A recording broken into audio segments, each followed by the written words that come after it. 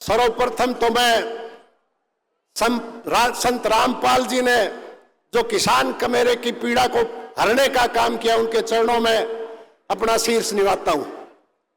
मंच पे विराजमान तमाम खाप पंचायत के प्रतिनिधि साथियों, मंच पे विराजमान दोनों ब्लॉक की सरदारी पंचायतें और तमाम किसान सरदारी, और मेरे सामने बैठे भगतगण में तमाम किसान साथियों, माताओं, बहनों व छायाकार बंधुओं, सुहानी सी मधुर हवा ने झोंका दिया, जैसे पतझड़ में बाहर आने लगी।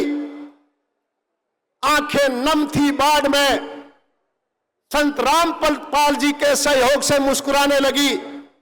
बिजाई होने के आने लगे आसार नजर, निराशा लौट कर जाने लगी।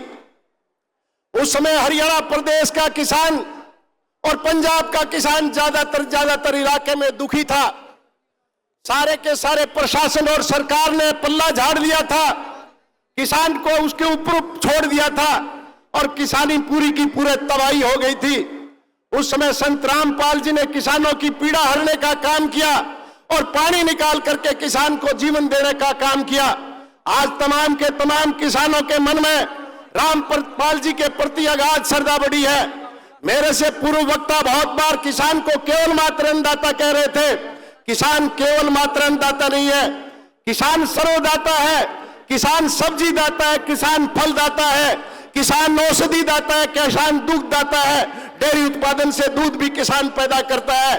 तो इसलिए किसान सर्वदाता है। और वो किसान जो ठिठुरती सर्दी में खेत में पानी लगाता हो और आज पोवा की ये कड़कती सर्दी में अगर उसका पानी टूट जाए तो अपने पास खड़े 5 वर्षीय बच्चे को भी नक्के में बिठा करके आम जन और जीव को अन्न उत्पादित करके देता है।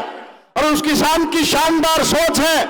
उस किसान का किसी एक संत ने कष्ट हरने का काम किया तो वो संत रामपाल जी है। और किसान उस सोच का धनी है।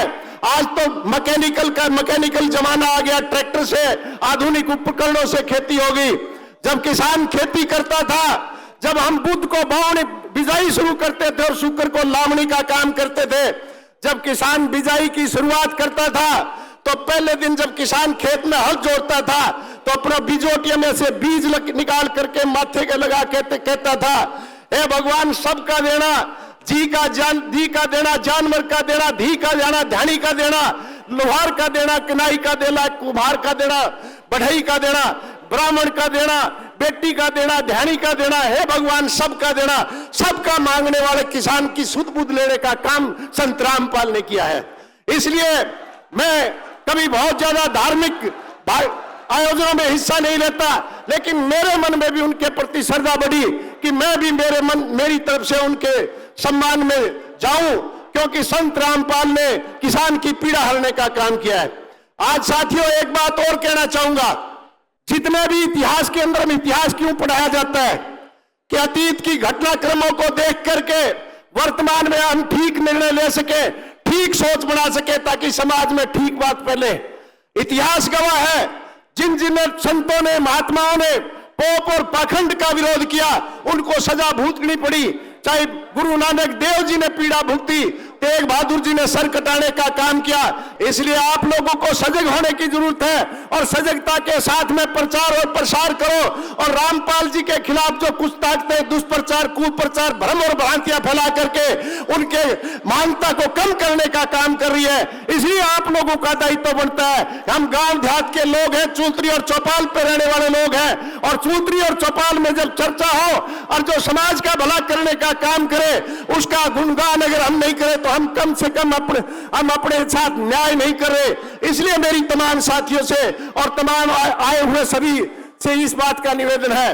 साथियों मैं बहुत ज्यादा लंबा समय नहीं लेना चाहूंगा, मैं तो अंत में एक ही बात कहना चाहूंगा।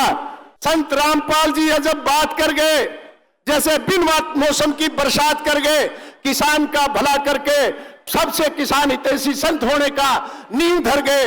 और अंत में एक बात और कहना चाहूंगा, जो भरा नहीं भावों से, बहती जिसमें रसधार नहीं, वो हृदय नहीं पत्थर है, जिसे संत रामपाल से में आस्था और लगाव और प्यार नहीं। जय हिंद, जय भारत।